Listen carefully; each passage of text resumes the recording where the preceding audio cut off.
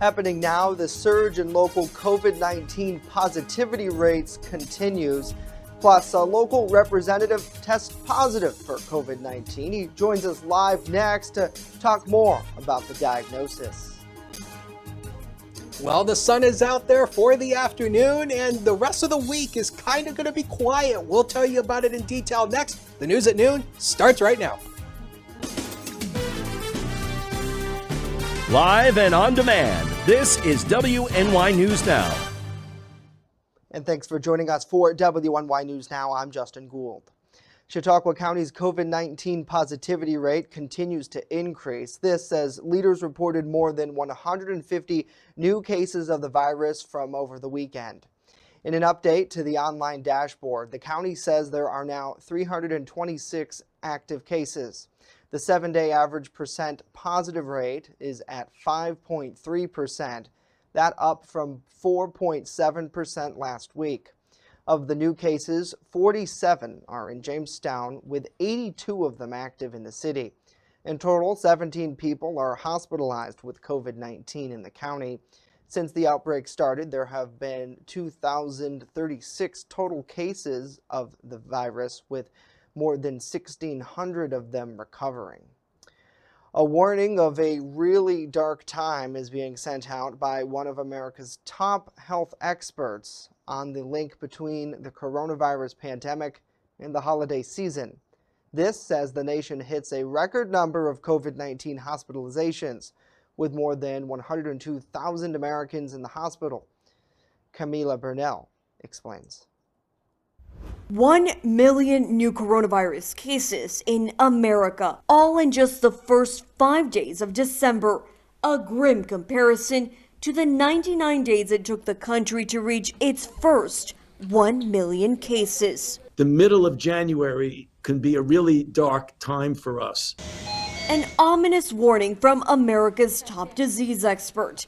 And it's not the only one. The week after Christmas into New Year's and the New Year's holiday, I think it could be even more of a challenge than what we saw with Thanksgiving. According to Fauci, we have not even seen the full brunt of the Thanksgiving surge. It's usually 2 to 2.5 weeks following the event. We're all waiting, unfortunately, for a pretty steep acceleration, both in terms of cases and hospitalizations and tragically deaths. We'll be hitting 3,000 deaths per day probably on a regular basis. Meanwhile, the FDA holding a meeting Thursday to decide whether to clear the Pfizer vaccine for immediate distribution. The very careful, rigorous review by the FDA will lead us to believe that these vaccines are both safe, certainly in the short term, and highly efficacious, and that will be moving forward with an emergency use authorization. I'm Camila Burnell reporting. Camila, thank you. And President Trump is expected to sign an executive order today to get the shipment of the next coronavirus vaccine to Americans before other nations. New York State's Department of Health is implementing a surge and flex protocol in an attempt to decrease the spread of COVID-19 as cases continue to increase around the state. New mandates announced by Governor Andrew Cuomo yesterday now requires hospitals to expand their bed capacity by 25% to further prepare for a future surge of COVID cases. Hospitalizations had previously been preparing plans for this action as part of New York's winter COVID-19 plan. We can issue up to 50%. They can do that physically, but we're only going to go to 25% because we don't have a capacity criticality at this moment. Cuomo also announced that regions that reach critical hospital capacity will be designated as a red zone under New York's microcluster strategy, specifically following the implementation of the state's Surge and Flex program. If a region's 7-day average hospitalization growth rate shows that the region will reach 90% within the next 3 weeks, the region will become a red zone. The governor says if a region's hospitalization rate does not stabilize in the next 5 days, additional restrictions will be applied to indoor dining. Well, Jamestown Mayor Eddie Sundquist informed City Council last night that he's vetoing 2 parts of their approved 2021 budget, one of which he called for the elimination of the recreation coordinator's position held by Julia Cecila Hanley. Sundquist, in his official veto message, says the elimination of her position could be a detriment following a possible rollout of the COVID-19 vaccine next year. He says after a vaccine is rolled out, events might be able to resume as they would in a normal year, and suddenly the city would have no plan to coordinate and administer those events. The second veto involves the council-approved fund balance appropriations amount, increasing the proposed amount by more than $53,000. He says that he appreciates the council coming up with different solutions during a difficult year, despite not including many of the original proposals. The mayor, however, says that the council's budget represents the past rather than looking into the future. Sundquist is warning City Council that a financial control board from outside the city may need to intervene if the financial woes don't improve. Well, we thank you for joining us for WNY News Now as we make our way through the week. Let's check in with the comments and say hello to Kevin. Good to see Tina, Linda, Jennifer, and Lisa as well. Thanks so much for tuning to us for a check of local news that matters to you. Well, speaking of local things that matter to us, our weather forecast plays a big role here in Western New York. Chief Forecaster Dakota Hunter joins us live with a first look at that. Hey, Dakota. Hey, Justin, and this is a live image. We still actually have just a little bit of snow on the ground here at Findlay Lake, and the temperatures haven't been warm enough there to melt a lot of the snow, so there's still a little bit of snow on the ground there. 33 degrees right now in Findlay Lake with that dew point of 25, and the satellite and radar composite basically just shows you another kind of ho-hum day. But you do notice around the southern tier, kind of notice how the clouds are starting to break apart a little bit. So the early clouds that we had are starting to go away, and we're actually going to see partly to mostly sunny skies for at least a period this afternoon before the clouds thicken back up again later this afternoon going into tomorrow. We made it to 30 degrees yesterday, and we bottomed out at 23 this morning. 60 and 4 are the record highs and lows at this state set at the Jamestown Airport. Currently, right now, we're perched at freezing right here at the Jamestown Airport. 29 in Mayville, 34 in Fredonia, 37 in Erie, 32 in Brant, 35 Dunkirk, 33 Randolph, and 28 in Olean. The cooler spots is going to be well inland in the hills and the valleys. You'll likely stay in the upper 20s, at least in some spots in the hills and the valleys throughout the day. So here it is for you throughout the day. Early sun and clouds. Then we may actually see more sunshine as we go to mid-afternoon, and then more clouds start to come our way later this afternoon, but it's still going to be rather chilly. 29 on the highest hilltops to 38 near the Lake Erie shoreline with a northwest wind averaging about 7 to 14 miles per hour. We have a few rain and snow showers in the forecast for tomorrow. Then it turns quiet again and then active again as we go into the weekend. We'll tell you about it in detail later in the show. Justin? All right, Dakota, looking forward to it. Thank you. A fire at the Roger Tory Peterson Institute in Jamestown last week likely started by a faulty light fixture. Arthur Pearson, the chief executive officer with the Institute, announced the news yesterday afternoon. He says because of extensive water damage throughout much of the interior of their building, the museum will be closed until further notice. Originally, he was hopeful they could reopen sometime this week. Fire crews were called to the Institute last Thursday after a blaze broke out in the attic space above one of the archives. A sprinkler system extinguished the fire quickly, resulting in minimal fire and smoke damage. The Peterson collection, it's the largest assemblage of Roger Tory Peterson's artwork, films, books, and other items, is reportedly safe and secure. It's now stored in an alternative space within the building, pending a restoration. The Institute's trails will remain open during the remodel, and the group plans to reopen exhibits sometime in early 2021. The American Heart Association is asking state leaders to increase taxes on cigarettes across New York. Advocates want a tax hike on cigarettes and other tobacco products included in the 2021 executive budget.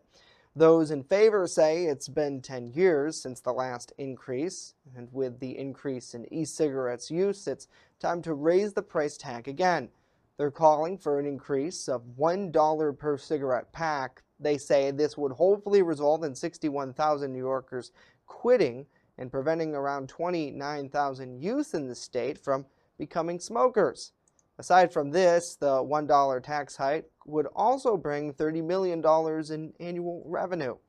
According to the American Health Association, smoking remains the leading risk factor for heart disease and stroke. Well, coming up next, temperatures are slowly on the rise. Chief Forecaster Dakota Hunter joins us with a look at that in just a bit. But first, New York State Senator George Borrello testing positive for COVID-19. He joins us live next to talk more about his diagnosis.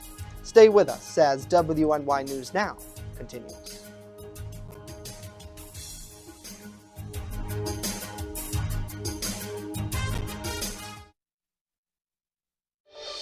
Happy holidays from WNY News Now. EagleZip.com is your local one-stop shop for all of your home and business computer needs. Located on Fluvan Avenue Extension, just outside of Jamestown, EagleZip.com sells and services all brands of desktops and laptops, as well as servers and network equipment for your business. All new computer sales include transferring your data from your old computer, plus a 2-year warranty. Call EagleZip.com today. Stop by EagleZip.com today and let us make computers easy for you. Want weather now? Download the WNY News Now mobile app and stay up to date on severe weather alerts. Plus, anytime hazardous weather strikes, stick with the Southern Tier's only 24/7 streaming network that keeps you safe. You're all in a tornado warning, so now is the time to go to a safe place, small room, lowest floor, near the center, away from windows. What are you waiting for? Download the WNY News Now mobile app today. It's free in the Apple App Store and Google Play Store. I'm a survivor. I'm a survivor. I'm a survivor. Testicular cancer is the leading form of cancer in men aged 15 to 35. 1 in 250 men will be diagnosed with testicular cancer. But 98% will survive if detected early. As a survivor, I believe early detection is the key. Learn how to do a testicular self-exam and other important facts about testicular cancer at oneball4tc.com. Wishing you a safe and happy holiday season. WNY News Now, the Jolly Team, where coverage comes first. Welcome back to WNY News Now.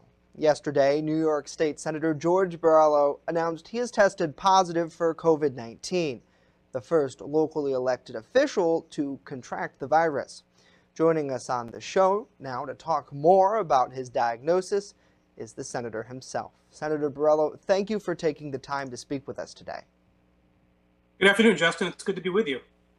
First off, how are you doing? Actually, I'm doing well. Both my wife and I did get a positive test. We both feel well, very mild symptoms, and so far so good. We hopefully it stays that way. Yeah, certainly. I know that that's really the big thing, is as long as someone is having mild symptoms, speaking for myself who had COVID-19 earlier this year, you can get through it. And we've come really far in the ability to test for the virus. We hear rapid testing taking place now almost every week in parts of the area. For you, what first prompted you to get tested for the virus? Well, this is actually my fourth test. Because I am out and about in the public so often, and I do get tested regularly. In this case, I was planning on a trip to New York City for a public event with another member of the state legislature down in that area to talk about an important project we're working on together, the Nourish New York program. And so I wanted to be tested just to ensure, I was going to be interacting with a lot of people down there. And that's where the test result came from, just as a result of that.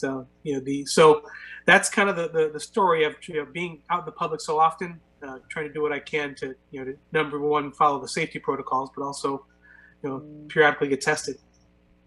Yeah, certainly. And, as a public servant, you are out there in the public. I think that's one thing that a lot of people know you for, is going to events, promoting them and interacting with the community. Do you feel that the risk of transmission to others was limited by things like wearing a mask? Well, yes, obviously, I think if you look at the situation, I've been out there wearing my mask, sanitizing. If we walked into a business, you're using the hand sanitizer they had. I keep the hand sanitizer handy with me all the time. and just being conscious of the fact that, the guidelines, the CDC guidelines are, 15 minutes of close contact or more. So I would say, under all those circumstances, the risk of me transmitting this to anyone else is extremely low. So what's your plan going forward? I imagine you'll probably be quarantining at home. Yes, we've been quarantining since we got our diagnosis, and my wife and I are here. Of course, there's still emails and Zoom conferences and other things to do, but we take this very seriously. This virus is obviously very contagious, and it's very serious, particularly for people that are in the higher risk groups. So, certainly we are following those quarantine guidelines, and we would certainly recommend that for anyone else that's in a similar situation. Yeah, and I wanted to ask you, is there anything that you want to tell the community about your experience with COVID-19 so far? I know you just found out over the weekend that you tested positive, but do you have a general message or some sort of advice that you would give? Well, look, I think I will say this. We seem to have a light at the end of the tunnel now with the rollout of the vaccine very soon. But we have some very difficult days ahead of us. And so it's important that we remain vigilant. And certainly, I think when you start talking about wearing a mask, when you wear a mask, you're protecting others from you. And that's important. Those are the kind of precautions that we have been around for a while that I would certainly recommend people continue and to be careful and safe. That's where I think this is what's going to get us through from now until we can get that virus widely distributed, or excuse me, that vaccine rather widely distributed, and ensure that the virus is under control and more manageable, because we all want to come out of this as soon as possible.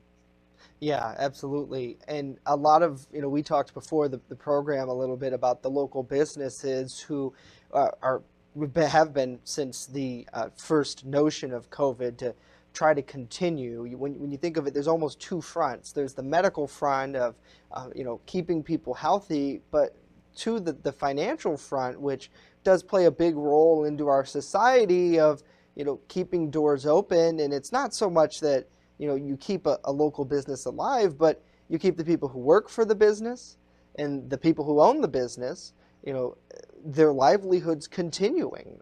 For you as state senator, you've spoke out before about trying to balance the restrictions with the availability and the public safety when it comes to, having jobs for people and it comes to having businesses open.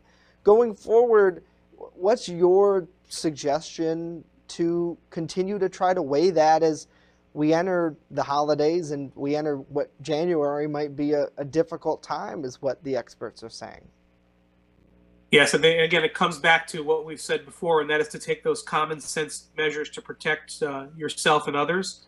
But there's no doubt there is a point of striking a balance. We're seeing now so many businesses that are closing and may never reopen. You've got long-time businesses that have closed, and that's very concerning. We have, at the same time you're watching, Amazon recording record profits and so forth. So the people in the, in some areas are profiting off of this. So I think it's important to remember that we want to keep our local businesses healthy and economically viable. Those are the people that support our communities. Those are the people that, sponsor the baseball teams and donate to charities and, employ local people. Those are the ones that, we want to make sure are still around for us. Still striking that balance is still critically important.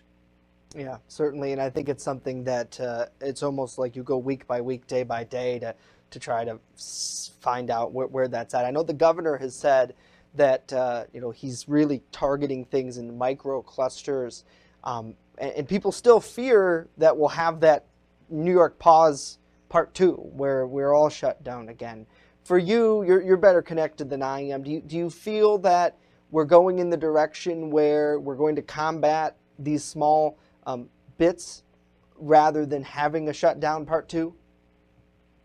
Well, I think one thing we learned is having a statewide, one-size-fits-all policy is not good. And what we want is we want people to have faith that their leadership is making good, sound decisions, and that's how you're going to get people to comply. That's how you're going to get people to do the things that are going to be necessary to get us through this. If people feel that this has been done haphazardly or politically, then that does not, just to not engender faith in the system. So that's why it's important, like I said, to strike a balance. Common sense on the part of our elected officials and how they act are critically important. And also, I think now more than ever, the support at the state and federal level for our small businesses is still, critically important, and there's not enough. So once again, I think good leadership means people seeing that you're doing things that are not in a political vein and are in the best interest for the most people. And hopefully we can continue in that path. Yeah, certainly. Don't work too hard during your quarantine.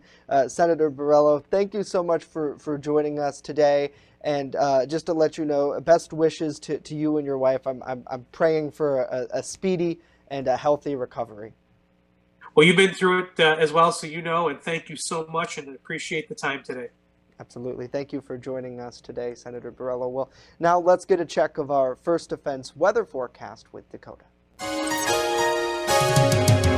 First Defense Weather is sponsored by 42 Degrees and Sunny, smoking deals on smoking accessories. Learn more at 42degreesandsunny.com. That's 42degreesandsunny.com.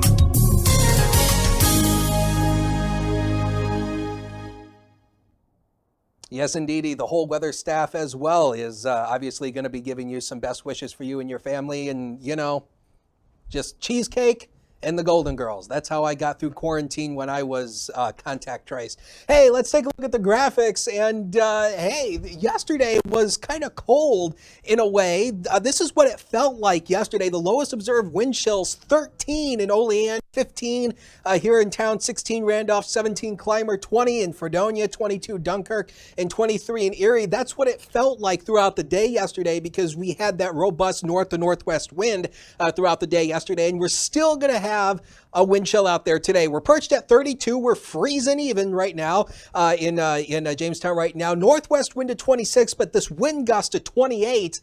Look at the wind chill, down to 21. So this is what it's going to be feeling like today, more like the lower 20s. At least it's not going to be feeling like the upper teens like it was yesterday, but it's not going to feel anything like 32, 33 degrees. So for now, the temperatures, the cold air moves on out. This is like a ladder. We should play that cartoon music, like doot, doot, doot, doot, doot, doot, because we're going up every single day here. Saturday, we'll make a run at 50, but behind this, a cold front moves through on Sunday, and you know where our temperatures are going. Woo! Right back down again. And again, that's typical with a La Nina winter, up, down, kind of temperatures. Across the country right now, shh, it's quiet. Not a whole lot going on, but what we're going to keep an eye on for the weekend is a developing storm system that's likely going to develop over somewhere near Arizona, New Mexico, and then it's likely going to track along the Midwest and then to our northwest over the weekend. There's a lot of questions in regards to that, so we can't give you exact details, but hey, we still got a couple days to work on it. So Future Scan here shows you absolutely nothing through the day. Now, as we get into tonight, a weak frontal boundary moving in from the north is actually going to give us a few rain and snow showers throughout the overnight. These are no big deal kind of rain and snow showers. Any snow accumulation overnight into early tomorrow is mainly going to be minimal. And then we're going to see the rain and snow showers continuing through the day on Wednesday. They may actually start to clear out later in the day as we go toward sunset time. Wednesday here. So as we take a look at the projected snowfall totals here, you'll see that we'll run Future Scan further out. And the projected snow totals here, this comes off the in-house computer model. Basically, who cares kind of snow? Less than an inch across most of the area here. You can see here Jamestown about 2/100 of an inch here. Not a whole lot of snow here. So again, you don't need the shovels. You don't need any of that stuff for this little snow that's going to be coming our way, but just a little light coating in some spots. So the Lake Erie shoreline today, this is going to be the warmer spot, likely upper 30s to near 40 in some spots. An overall nice day with sun and clouds. As we head into the inland areas here, this is going to be the cooler spot here, likely lower to mid 30s, maybe again, some of the hills and the valleys may stay in the upper 20s all day, but it's still going to be chilly with that northwest wind, so dress for temperatures in the lower 20s, not the lower 30s. Now, how about the future? Next 7 days coming up right now, brought to you by 42 Degrees and Sunny. 36 tomorrow, a wind stream mix likely throughout the day, may clear out later in the day. Thursday, 40 degrees, and then there goes the temperatures going back up again. Both Thursday and Friday should be mainly dry. Saturday, we're going to watch that storm system as it moves to our northwest. That's prime for gusty winds, so maybe some windy conditions Saturday with rain. Sunday and Monday, both of those days are subject to change as we get new data in, but we could see some hints of lake effect snow maybe Sunday night into Monday. That still needs to be determined, Justin, so we'll keep you updated right here. All right, Dakota, thank you. Well, President Trump awarded another Medal of Freedom yesterday. The Medal of Freedom is the nation's highest civilian honor. It's given to people who made important contributions from everything to national security to sports. Well, former wrestler and coach Dan Gable received the honor at the White House. A statement from the president called Gable one of the greatest wrestlers of all time. This is the second medal awarded in less than a week. The president awarded legendary college football coach Lou Holtz a medal last Thursday. Well, new numbers are showing an increase in people looking for love on online dating apps during the pandemic, especially as we enter the cold winter months, something known as the cuffing season. And the latest data also points to a shift in the kinds of relationships people are looking for. In today's Consumer Watch, Britt Conway takes a closer look. How is everyone? Finding love in the age of COVID-19 means more people are turning to virtual dating. When COVID hit, we started to realize, I would like to be in lockdown with somebody else. Maybe I'd like to quarantine with somebody. It's been a record-setting past few months for Match Group, which owns apps like Match, Hinge, OkCupid, and Tinder. The hike in activity has been growing dramatically since the start of the pandemic. Match Group saw a 15% increase in new subscribers over the second quarter of 2020. And the Match app alone saw a 40% increase in engagement since March. That's higher than our typical Valentine's Day season. On Tinder, there were 3 billion swipes the day of March 29th. And this cuffing season, Match Group expects more user engagement. This year, compared to last year, it's been a 20% increase in messages and 30% increase in activity throughout Match in the month of October. Bumble reports 1 in 3 daters on their app are placing bigger emphasis on finding a partner heading into the holiday season, and says in the spring, it experienced a 70% rise in video calls. Meanwhile, Match says their latest data also reveals a shift in dating mentality, with more people saying they're being more authentic and looking for a serious relationship. 58% of app daters, and these are all singles, not just Match users, have shifted towards more intentional dating, which means they're really paying attention to what they're looking for. I'm Britt Conway, reporting. Oh, Britt, thank you. And this is interesting. The census just released yesterday that the majority of divorces have gone down as more people spend longer times through their marriage. Interesting. Well, nothing goes better with romance than a gooey, fudgy perfection. And today's all about the incomparable brownie. Yes, each year, December 8th is your day to indulge on the chocolatey confection. These popular treats have been baked here in the U.S. since the early 1900s, and there is no right way to enjoy it. You could go old school with some plain chocolate, my fave, or you can add nuts or chocolate chips or even mini marshmallows. Bake up a batch and share with your friends, or just eat with yourself. No judgment here. Well, thank you for joining us for WNY News Now. That's going to do it for us today.